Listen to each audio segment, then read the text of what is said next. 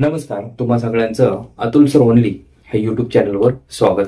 आज या सेशनमध्ये आपण ग्रामरचा कुठला कॉन्सेप्ट पाहतोय, असर्टिव्ह टू इंट्रोगेटिव्ह. पहा, वाक्यांचे 4 प्रकार आहेत. पहिला आहे तुमचा असर्टिव्ह, त्याला तुम्ही डिक्लेरेटिव्ह किंवा स्टेटमेंट, मराठीमध्ये त्याला विधानार्थी वाक्य म्हणतात. पहा, आता ह्या असर्टिव्हचे 2 प्रकार आहेत. पहिला त्याचा प्रकार आहे बघा,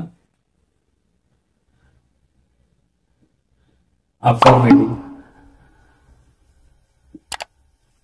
आणि त्याचा दुसरा प्रकार आहे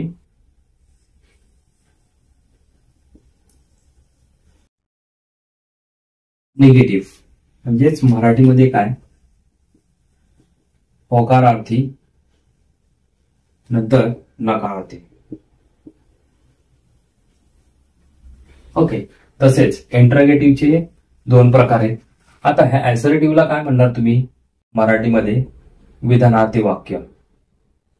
बघा, आता ह्या वाक्यांचं स्ट्रक्चर काय असतं ते बघून घ्या. ह्या बाजूला हे राहू द्या, फक्त असर्टिव्हचं समजून घ्या. बघा, वाक्यांचे प्रकार किती आहेत? 4. असर्टिव्ह, नंतर आहे इंट्रोगेटिव्ह, तिसरा आहे इम्पेरेटिव्ह आणि चौथा आहे एक्सक्लेमेटरी. बघा, हे 4 आहेत. पण ज्यावेळेस तुम्हाला पेपरला असर्टिव्ह टू इंट्रोगेटिव्ह असं ज्यावेळेस येतं त्यावेळेस तुम्हाला काय वापरायचंय, हे काही जे नियम आहेत ते पण तुम्हाला सांगणार आहे. पण त्यासाठी तुम्हाला हे आधी तुम्हाला माहिती असणं गरजेचं आहे की असर्टिव्हचे प्रकार किती आणि इंट्रोगेटिव्हचे प्रकार किती. बघा, ह्या असर्टिव्हचं स्ट्रक्चर समजून घ्या आधी वाक्याचं. बघा, ह्याच्यामध्ये कसं आहे, सब्जेक्ट, व्ही आणि प्लस ऑब्जेक्ट, हे असं असतं ह्याचं स्ट्रक्चर. मध्ये निगेटिव्ह असेल किंवा अफर्मेटिव्ह असेल. बघा, आता ह्याच्यामध्ये इंट्रोगेटिव्हचे पण 2 प्रकार आहेत. इंट्रोगेटिव्ह म्हणजे काय, प्रश्नार्थक. काय, प्रश्नार्थक वाक्य, प्रश्नार्थक वाक्य, इंट्रोगेटिव्ह सेंटेन्स. आणि विधानार्थी म्हणलं तर असर्टिव्ह म्हणलं तर विधानार्थी वाक्य. बघा, आता ह्याचे 2 प्रकार आहेत. पहिला आहे WH क्वेश्चन, म्हणजे वाक्याची सुरुवात कशाने होते, WH ने होते. काय, WH म्हणजे जे काय वाक्याच्या सुरुवातीला असतील WH, ते काय झाले तुमचे WH क्वेश्चन. आणि दुसरा जो प्रकार आहे त्याचा वर्बल, त्यालाच तुम्ही काय म्हणू शकता, एस नो टाइप क्वेश्चन. म्हणजे असे प्रश्न की ज्यांचं उत्तर हे हो किंवा नाही मध्ये येतं. राईट. मग त्यावेळेस आपण समजून घ्यायचं की ते तुमचं काय आहे, इंट्रोगेटिव्हचं वर्बल किंवा एस नो टाइप क्वेश्चन. आता पहा, तुम्हाला काय करायचंय, असर्टिव्ह टू इंट्रोगेटिव्ह, म्हणजे असर्टिव्ह टू इंट्रोगेटिव्ह मध्ये तुम्हाला वाक्याचं ट्रान्सफॉर्मेशन करायचंय. बरोबर. जसे की बघा, ही गोज देअर. आता ह्या वाक्याला तुम्हाला काय करायचंय की ह्याच्यामध्ये तुम्हाला कन्वर्ट करायचंय. आता त्याला कसं करणार, मग त्यासाठी काही नियम आहेत. बघा, पहिला जो नियम आहे तुम्हाला, जर विधानार्थी वाक्य, बघा लक्षात ठेवा, विधानार्थी वाक्य होकारार्थी असेल, विधानार्थी वाक्य होकारार्थी असेल तर प्रश्नार्थक वाक्य हे नकारार्थी बनवावे. प्रश्नार्थक वाक्य नकारार्थी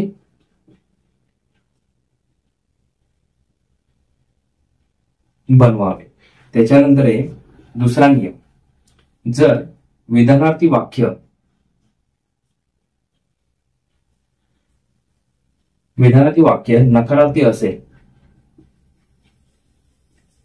नकारार्थी असेल तर प्रश्नार्थक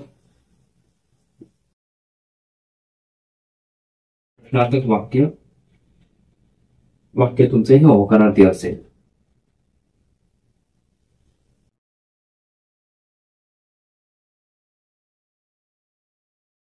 काय, हे 2 नियम तुम्ही लक्षात ठेवा. कारण कसं आहे की हे नियम जर तुम्हाला माहिती असतील तर तुम्हाला वाक्यरचना व्यवस्थित सोडवता येते. आता त्याच्यानंतरचा जो नियम आहे तुमचा डू डज आणि डीड. बघा, डू डज आणि डीड. आता हे डू डज कोणत्या काळात येतं आणि डीड कोणत्या काळात येतं पहा. डू डज मी हे वाईप आउट करतो, लिहून घ्या.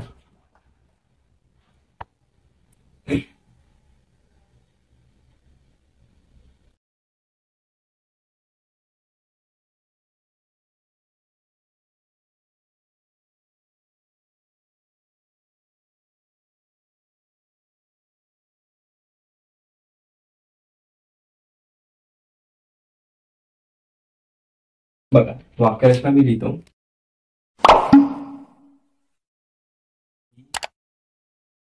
होच दे. आता ह्या वाक्यात तुम्हाला आधी त्याचा काळ ओळखता आला पाहिजे. जसं की बघा, हे वाक्य आहे तुमचं सिंपल प्रेझेंट टेन्स. आता सिंपल प्रेझेंट टेन्स असा काळ आहे की त्याच्यामध्ये तुम्हाला निगेटिव्ह व्हर्बल क्वेश्चन आणि डब्ल्यूच क्वेश्चन बनवताना तुम्हाला जे टू बीचं रूप वापरायचे ते काय असणार, डू किंवा डज. जसे की पहा, आय, वी, यू, दे असताना तुम्हाला काय वापरायचं, डू. आणि ही, शी, इट, नेम असेल तर डज. बघा, आता ह्याचं तुम्हाला काय करायचंय, इंटरगेटिव्ह सेंटेन्स मध्ये ह्याला तुम्हाला काय कन्वर्ट करायचंय. जसे की बघा, आता ही गोज देअर.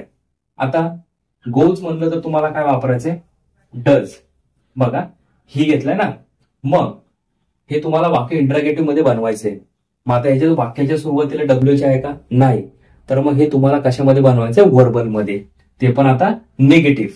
म्हणजेच पहा, डझंट नंतर काय करता, ही, नंतर गो देअर आणि वाक्याच्या शेवटी क्वेश्चन मार्क. म्हणजे डझंट ही गो देअर. लक्षात. म्हणजेच काय करायचं, वाक्य जर पॉझिटिव्ह असेल तर त्याचं वाक्य म्हणजे इंटरगेटिव्ह मध्ये करताना तुम्हाला काय करायचंय, निगेटिव्ह. काय, निगेटिव्ह. आता वाक्य जर तुमचं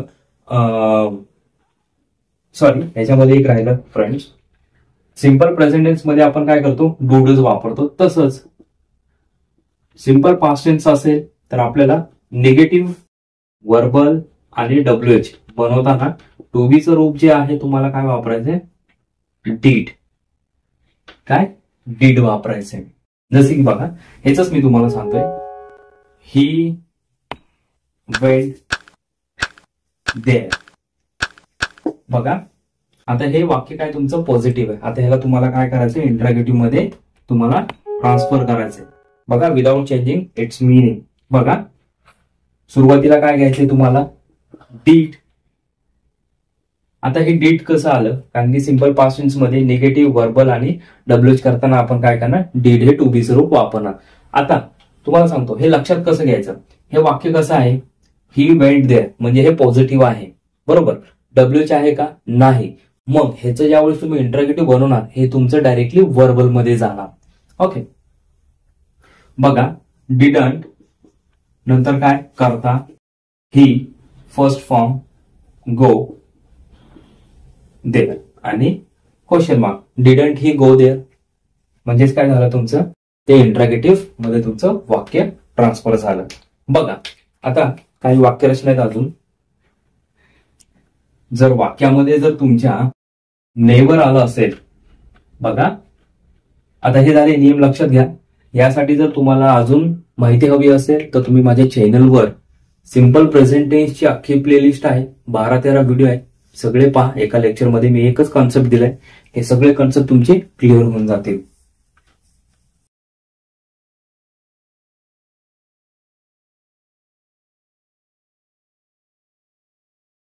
बघा, वाक्यरचना आता ह्याच्यामध्ये बघा, पहिलं जे आहे, जर वाक्यामध्ये जर नेवर असेल तर तुम्हाला विधानार्थी वाक्यामध्ये जर नेवर असेल तर इंटरगेटिव्ह करताना तुम्हाला काय करायचंय, एवर घ्यायचंय. जसे की बघा,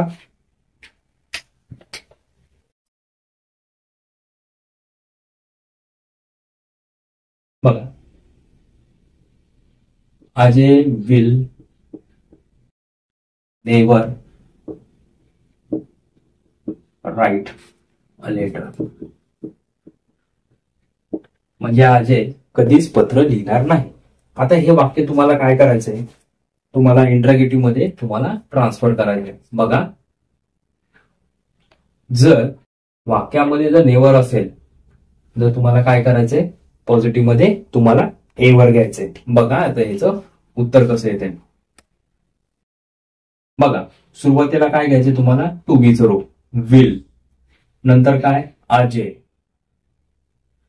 नेवर काढून तुम्हाला काय करायचंय, एवर, म्हणजे will Ajay ever write a letter आणि शेवटी क्वेश्चन मार्क. काय, will Ajay ever write a letter. आता हे तुमचं काय आहे, नेवर म्हणजे काय, कधीच नाही. म्हणजे हे वाक्य तुमचं काय आहे, निगेटिव्हचं आहे. मग याचं तुम्हाला काय करायचं, ट्रान्सफर पॉझिटिव्ह मध्ये. बरोबर, लक्षात ठेवा, वाक्यामध्ये जर नेवर असेल तर तुम्हाला इंट्रोगेटिव्ह करताना काय करायचंय, एवर घ्यायचंय. त्याच्यानंतर हे बघा, जर वाक्यामध्ये जर नो असेल तर तुम्हाला, म्हणजे विधानार्थी वाक्यामध्ये जर नो असेल तर इंट्रोगेटिव्ह करताना तुम्हाला काय करायचंय, एनी. बघा एक्झाम्पल घ्या, तुमच्या लक्षात आहे.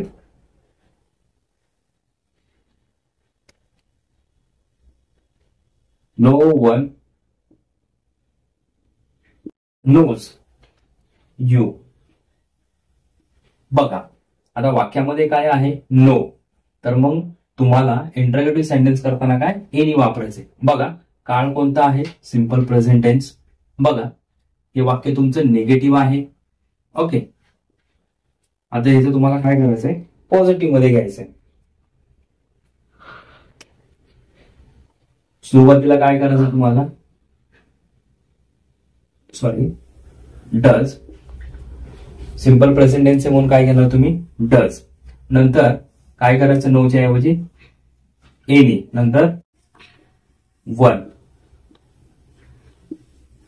यू आणि क्वेश्चन मार्क. म्हणजे does anyone know you. लक्षात काय ठेवायचं तुम्हाला, नो जर आला असेल वाक्यात तर तुम्हाला त्याचं काय करायचं, इंट्रोगेटिव्ह सेंटेन्स करताना एनी घ्यायचंय. ओके, त्यानंतरचा पहा कॉन्सेप्ट काय, हे लिहून घ्या, महत्वाचे पेपरच्या दृष्टिकोनातून आणि ग्रामरच्या दृष्टिकोनातून.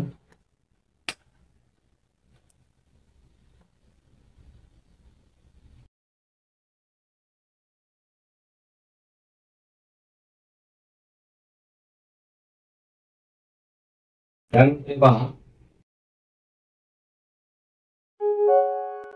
एव्हरीबडी, नंतर आहे एव्हरीवन,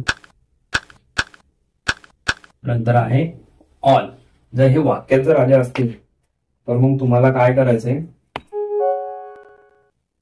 हू नंतर टू बी चं रूप, काय, टू बी चं रूप. जर सिंपल प्रेझेंट टेन्स असेल तर डू आणि डज, आणि सिंपल पास्ट टेन्स असेल तर डीड, आणि नंतर काय असेल तुमचं सेंटेन्स आणि question mark.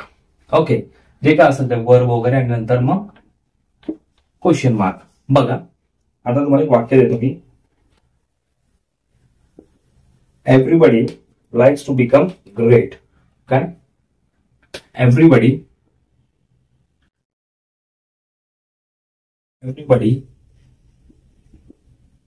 likes to become great.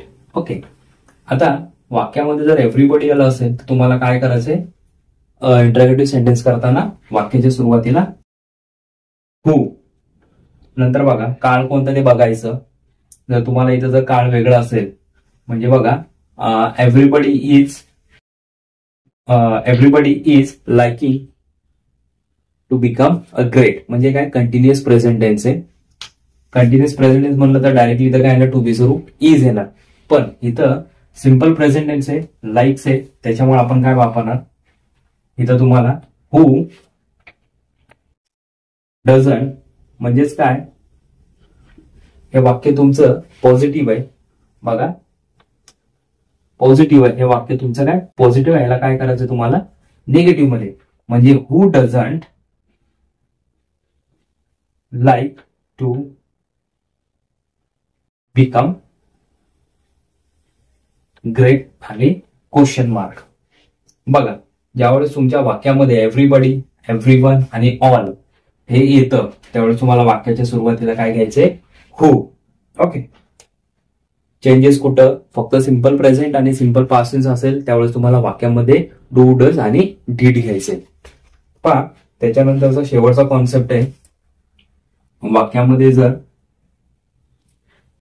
Nothing आलं असेल तर तुम्हाला काय वापरायचंय पॉझिटिव्ह करताना? एनिथिंग. बघा, वाक्यरचना हे तुम्ही लिहून घ्या आणि याचा सराव करा. वी कॅन डू नथिंग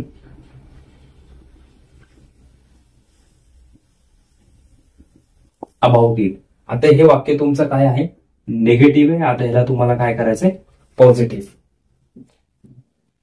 बघा